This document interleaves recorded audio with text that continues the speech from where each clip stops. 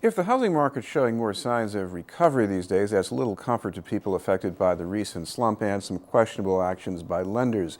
Advocates for homeowners and tenants have been trying to get help from the state legislature. They've been making progress at the State House, but they say a version of the legislation approved last night amounts to a serious setback. And joining us is one of the advocates from the Harvard Legal Aid Bureau, Eloise Lawrence. Thank you very much for being with us, Eloise. Thank you for having me.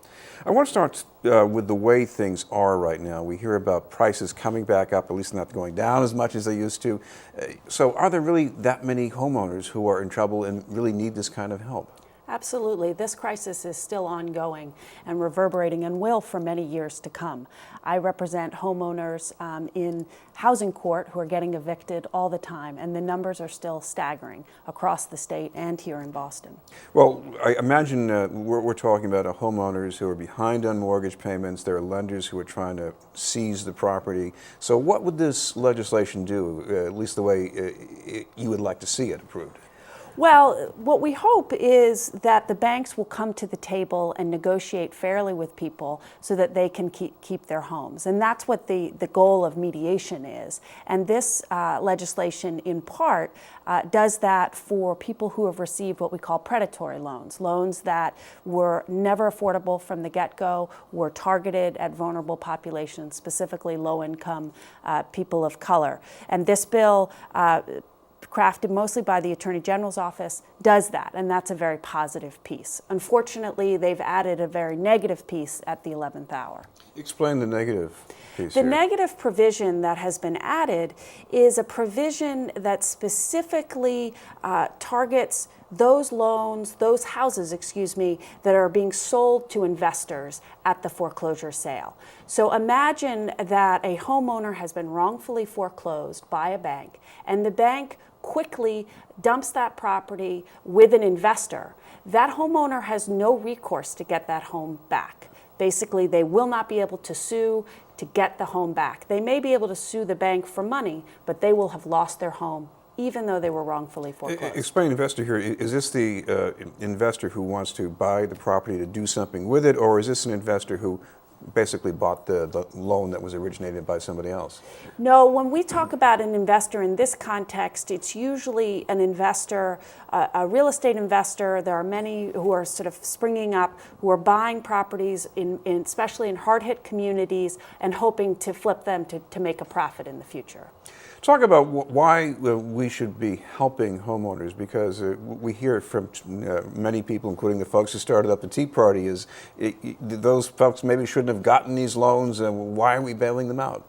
Well, I think that we've seen enough in the press that everybody is to blame from top to bottom. And blame really isn't going to get us out of this situation. The reality is that many, many loans probably were made to homeowners who may not have been qualified if there wasn't the credit bubble. But I don't think we want to fault homeowners who believe in the American dream and were told by a banker that they could participate in the American dream.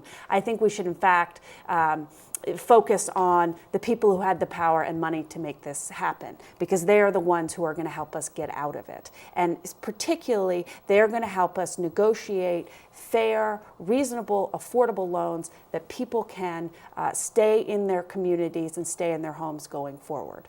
It's understandable that lenders don't want to take any more of a loss than they have to, but what is the difference between helping a homeowner this way and selling the property to an investor?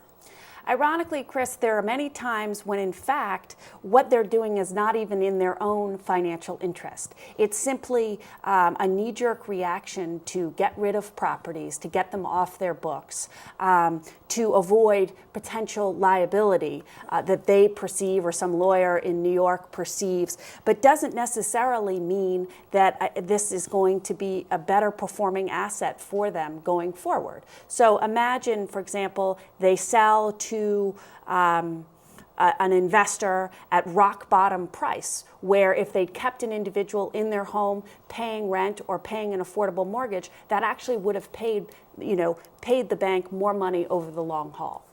What about the effect on the surrounding neighborhoods? I know some neighborhoods have more recovery going for them these days than others, but what's the difference between keeping that house under the ownership of the person who lives in it, let's say, and maybe just hoping an investor will turn around and do something nice too?